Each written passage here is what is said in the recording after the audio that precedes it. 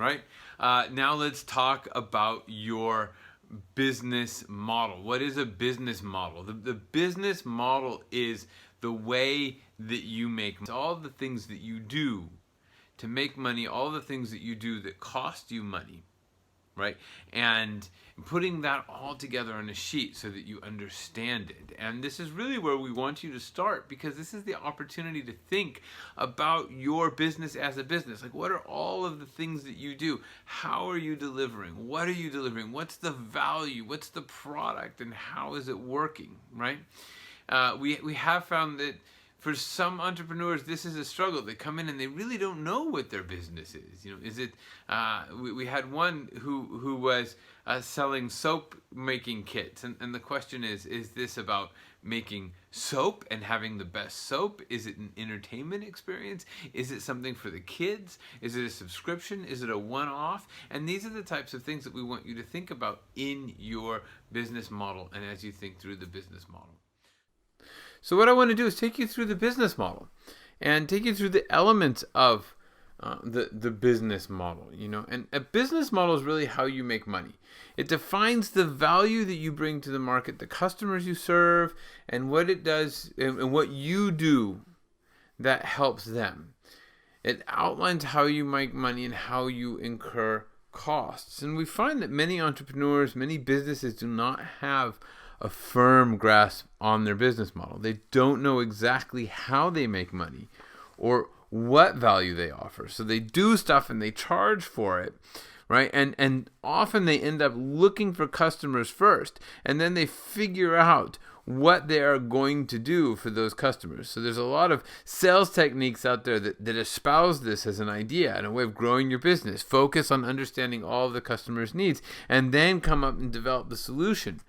But we really think this is wrong, because that doesn't allow you to scale your business, right? If you're reinventing your solution every time, then you're always in invention mode. You're always figuring out how you can solve client problems, and you're not getting into how to optimize and how to do it more efficiently.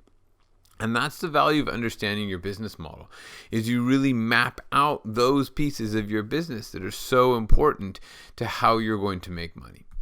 Now, the business model canvas, I'd love to say that I invented it, but I didn't. This comes from Alex Osterwalder and the book Business Model Generation. It's a really valuable book. It's worth also buying as well. Keep a paper copy at home. Use it. We use it here under the Creative Commons license. And I'd like to say, I've tried to develop my own business model canvas. I've tried to do this my own way. And at the end of the day, I think these guys just got it right. It's a really simple way to think about your business model. It covers the big pieces. You can get into lots of details underneath this, but in general, it covers the big pieces and is a great framework for you to use to think through your business model. And essentially, it's made up of 9 different components, 9 parts to the business model. And the first one is right in the middle, and that is your value proposition. And your value proposition is really why your customers care. So you must have a clear understanding here of what it is your customers are paying for. Like, why are they going to engage your products or services? And that's what you talk about and think about in this value proposition phase. Right? So it's the problem in the marketplace that you observe and that you are fixing. So you can think of a low-cost airline. The problem that they address is the high price of air travel. The benefit is also in there. It's what customers get out of working with you or buying your product. So the benefit of a low-cost airline is that they get to take that trip that they wanted to take, and they spend less to get there, something along those lines. And your solution fits in this space too, right? So what you will deliver, how you deliver this value. Not all of the specific activities, but certainly enough that you can understand what that value is that you're delivering. Now, your value proposition cannot exist independently of your customers. So you must understand who your customer segments are, who you're delivering work to, right? You cannot be all things to all people. And you cannot sell a niche product to all people. So you must know your customers. What matters to them? What age are they? What income level? What education? And think about segments here, right? Are you selling different products to different segments? So at Red Sapiens, for example, we sell coaching to smaller businesses and consulting services to larger businesses. So they both relate to our value proposition, but they do so differently, and their expectations from us are different, right? So in thinking through your customers, think specifically about what niche you can define. The more narrow your niche, the more well-defined your niche, the easier it's going to be for you to sell to them, because they're really going to be able to self-identify as your customer. Think of cricket gear in the US, right? It's a very narrow niche market. It's very fragmented. It's very distributed throughout the country, but it's also a niche that's very passionate about their sport, and this makes the segment very easy to sell to and deliver to. Then the closer you can get to a niche like this, where there's passion and well-defined identity, the easier it will be for you to run your business.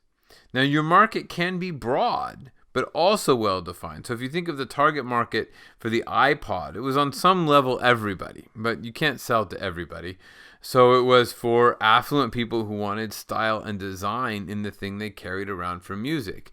And you can see that they specifically targeted affluent people because they priced that iPod at a high price point when it first came in, right?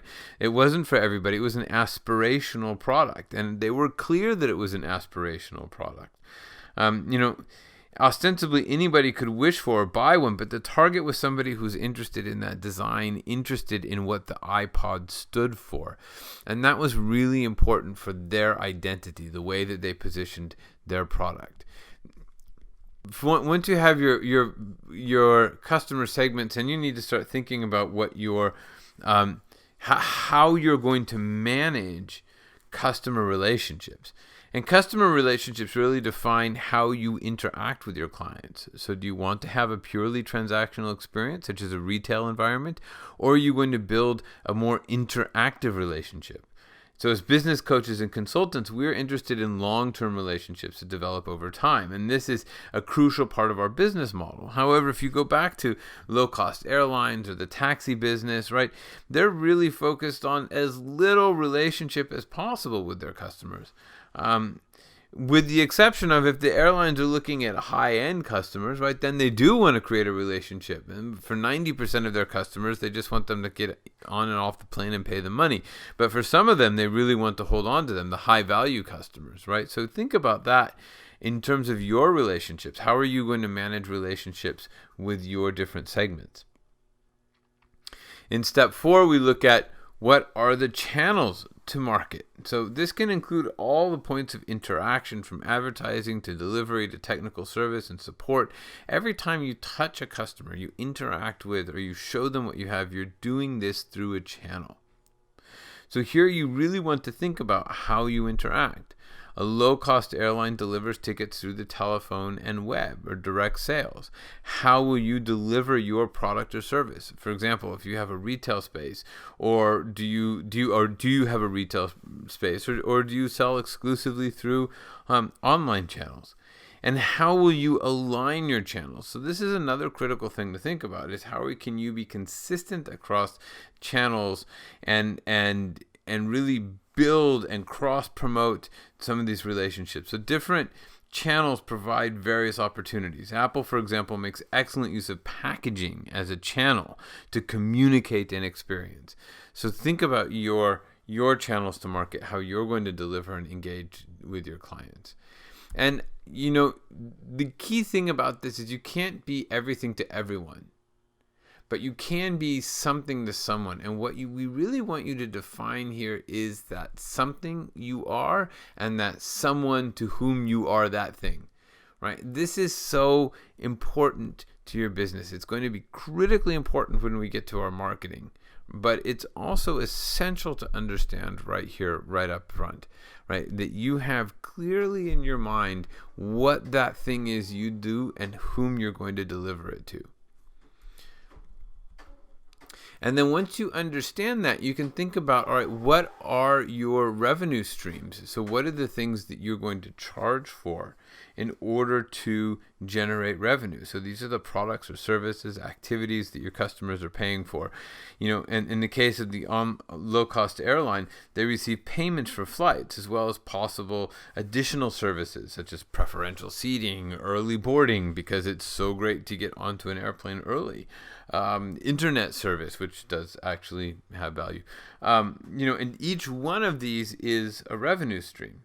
You think of Facebook, Facebook has no revenue from users, but they have tons of revenue from advertisers. And the way that they manage the relationships with users and advertisers is very different.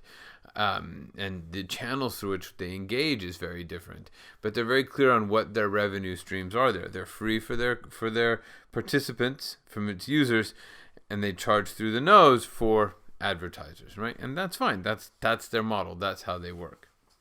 Now, the next thing we need to start thinking about is how we're actually going to deliver this. And we get to the key activities part, which is the actions you take and the things that you do to deliver on your value proposition. And note how it's like a small part here, right? It's this little half square rather than even a big square, because to a certain extent, the things that you do are just a piece of the puzzle. And so it's worth thinking that way, right? You may sell a product that's manufactured by others, and your key activities are design and marketing. It's pretty much what Apple does, right? Or maybe you're the manufacturer and others do the design and the marketing, or maybe you do it all. But ideally you don't do it all. And we'll talk about key partners next, but you do want to know what part of the delivery is yours. Defining and redefining these key activities helps you really focus on the core of what you do. Now, note that as your business model develops, your activities may evolve. Technology may make outsourcing more viable. You may reach scale where you need to bring some activities in-house. But one of the things that comes up a lot is that entrepreneurs tend to do too much. Not too little, but too much. So as you're thinking through what your key activities are, I would challenge you to think about what are the things that you can really focus on? What are the things that are your key activities?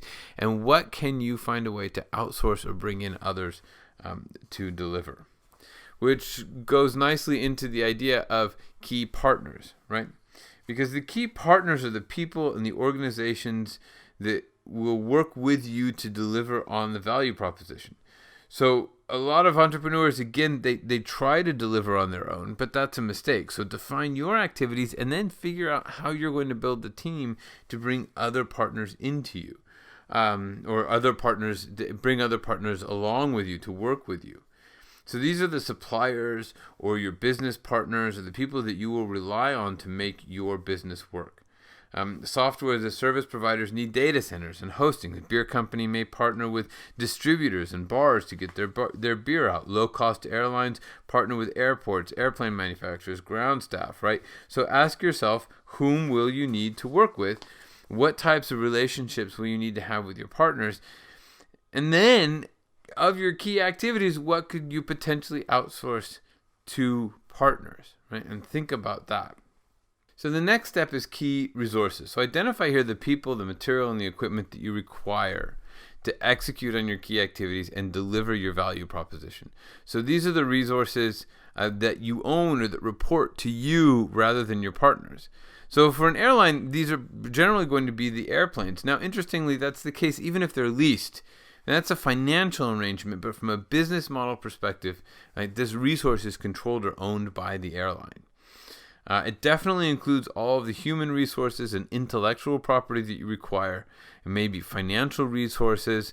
A bank, for example, requires capital to operate. Well, so does a venture capitalist, for that matter, right? These are resources that they apply to their business. Now, it's important to recognize and identify the resources that you're going to require and that are key for you to deliver on your activities and your value proposition, because you don't want to shortchange yourself there. You don't want to leave something out there and not be able to deliver on what your key activities are. So all of these taken together, your key partners, your activities, your resources, they're all going to come together to imply a certain cost structure. So everything that you do on your value proposition will lead to an incur cost.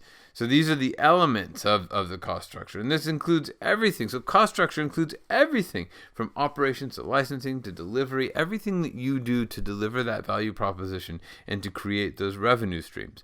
So obviously a manufacturer would have to consider manufacturing costs of all of the elements that make up the manufacturing. An import company would purchase manufactured goods, and then that would make up the basis of their costs. The airline has to pay for fuel, pilots, reservation systems, and everything that they need to fly. So clear and detailed cost analysis is really important to ensuring the profitable business development. And startups have to understand their cost profile from a cash perspective, not accounting perspective. So it's really good to know where your cash is going, because it's running out of cash that kills companies. So it's not about accounting profit or GAAP or anything here. It's about where is that cash going. And understand that you are a cost. So one of the biggest mistakes that we see is people discounting themselves and charging nothing for their time. But your time has a cost. And in fact, you want to earn more than that cost, right? So be sure to include that amount in your cost structure. Include yourself in your cost structure. Okay, so these are the 9 elements of the business model. And what we'd like you to do now is really is to download the business model canvas, download the template, and give this some thought. What is your value proposition, your customers, your relationships, the channels, what revenue streams, key activities, resources, partners, and costs, like all of these things together that make up your business. So give that some thought as you prepare for next week. Now, in the next couple of videos, I will give you some examples. We'll develop that low-cost airline example. We'll talk about Uber. And if you have more questions, you can feel free to post those in the Facebook group, and we can take it from there.